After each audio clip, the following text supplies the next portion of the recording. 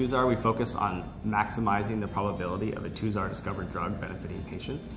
And so for us, that means building a portfolio of disease programs.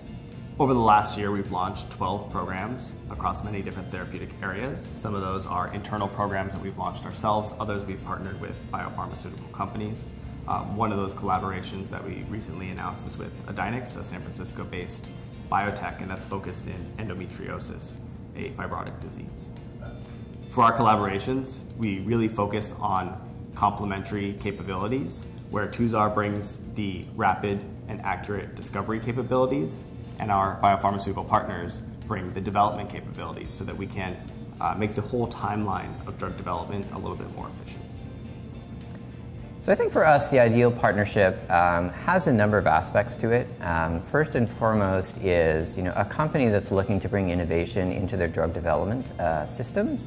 And part of that means not only having the culture to go external to partner with folks, but also being flexible in just about what the process is for drug discovery as a whole. What our technology allows us to do is very rapidly identify potential new therapies and bring them to market quickly, but it also requires our partners to do something a little different than what they're used to from the development perspective. And people have that combination of interested in innovation and flexibility on the processes make for great partners. Many of our conversations are around efficiency change. So when we talk with biopharmaceutical partners, they're looking to be more efficient in the drug development process.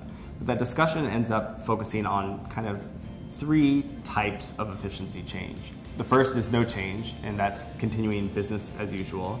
The second type of change is an incremental efficiency change, where we look at the existing process. One would make an efficiency change that is incremental to the entire process, and it makes the whole process more efficient, but only focuses on one step.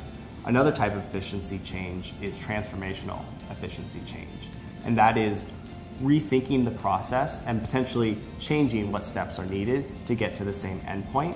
And that change is potentially transformational in the entire process to get to the same endpoint much quicker, much faster, and perhaps much cheaper as well. So what the technology does at its core is it takes a number of steps in the drug discovery process and does that all in computation. Okay, starting with pathogenesis, which is, if you will, sort of understanding the mechanism of disease and sort of how it operates, and ultimately how we might try to modulate that disease and ultimately bring relief to someone who has that condition. It then, if you will, takes that sort of understanding of pathogenesis and generates sort of the computational equivalent of disease theories, right? Tests that we can run to examine whether or not a potential new medication will work. And then ultimately creates those tests digitally and runs the equivalent of a high throughput screen, which is something we normally do in a wet lab, right? Where we take physical compounds, run them through a bioassay.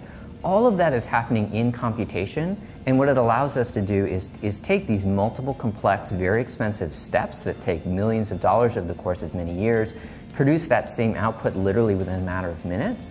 And what we're able to do at that end of that process is have our success rate, the likelihood that we show efficacy in an animal study, is approximately 30 times higher than the old process.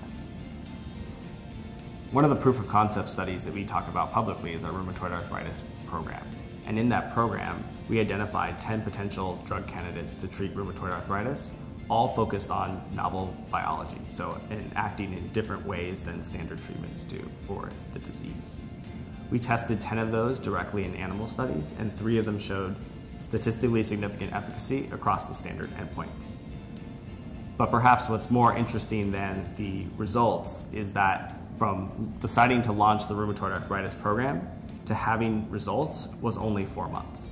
And that's just one example. We've done that across many different therapeutic areas, and we've launched about a dozen programs to date over the last year.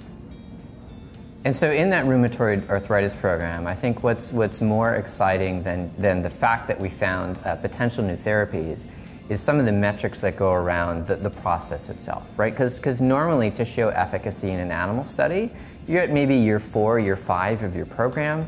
You've tested about 100 compounds with the expectation that 1 or 2 would show efficacy in that preclinical program.